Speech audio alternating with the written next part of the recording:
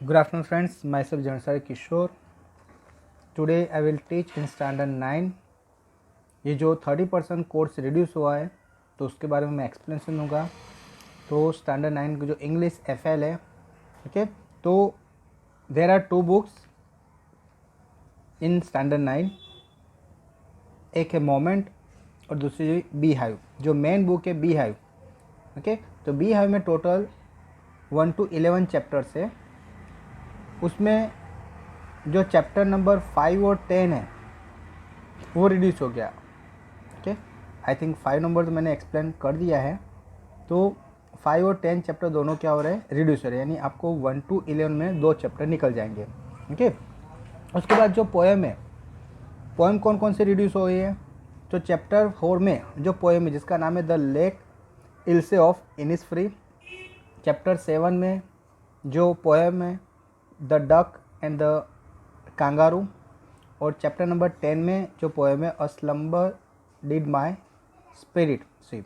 तो ये जो 3 पोएम है, चैप्टर नंबर 4 की, चैप्टर नंबर 7 और चैप्टर नंबर 10 में जो पोएम है वो क्या हो गई है, निकल गई है।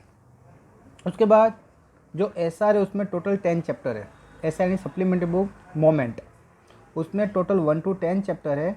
तो उसमें जो चैप्टर नंबर 6 to 10 है वो रिड्यूस हो गए, यानी 5 चैप्टर निकल गए। जो बाकी 5 है 1 to 5 वो आपको करने हैं, और 6 to 10 चैप्टर वो क्या हो गए, रिड्यूस हो गए। ओके, उसके बाद जो ग्रामर है उसमें यहाँ पर बोला है टॉपिक आपको रिड्यूस होने के, जैसे कि interchange exclamatory to interrogative. Interrogative नहीं होता है, एक्सक्लेमेटरी टू असर्टिव होता है। ओके, इंट्रोगेटिव वाला ऐसा कोई टॉपिक नहीं है। तो एक्सक्लेमेटरी टू असर्टिव,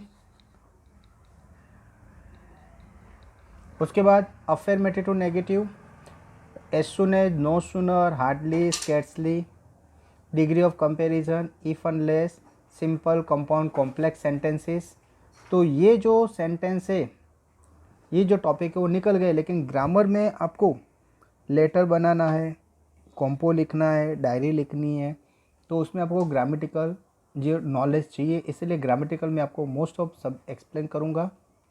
तो यहाँ पर फिर भी एक बार जो रिड्यूस होगा वो टॉपिक आपको बताया। तो पंक्चुएशन निकल गया है, exclamatory to assertive, affirmative to negative, as soon as, hardly, scarcely, okay, degree, if unless, simple, compound, complex sentence, ये आपको निकल गया है। लेकिन ओके, पेपर स्टाइल में कोई भी चेंज नहीं हुआ है। तो शायद आपको जैसे यहाँ पंक्चुएशन जो मार्क आते हैं तो उसमें किसी में एडजस्ट करेंगे, तो ऐसा पेपर स्टाइल में भी कुछ फिक्स नहीं है।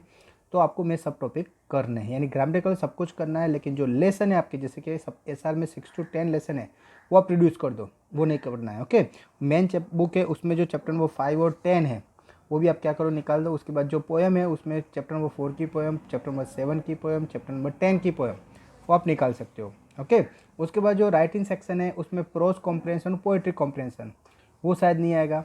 ओके, ये तो जो पेपर है वो स्कूल वाले डिसाइड करते हैं, यानी उसमें ये लोग जो बोला है तो निकाल के भी पेपर बना सकते हैं। ओके फ्रेंड्स, तो आपको ग्रामेटिकल में सब टॉपिक कराऊंगा। ओके, राइटिंग सेक्शन में जो चीज़ नहीं की है तो आपको प्रैक्टिस मत करना, लेकिन जो टेक्स्ट बोला वो कंपलसरी मत करना, लेकिन ग्रामर आपको सब कुछ करना है। ओके फ्रेंड्स, तो आई होप कि आपको ये पूरा फिर से एक बार रिपीट कर देता हूँ। जो 2 बुक है, एक आपको बीहाइव है और सेकंड है मोमेंट। तो बीहाइव है उसमें चैप्टर नंबर 5 और 10 रिड्यूस हुए हैं।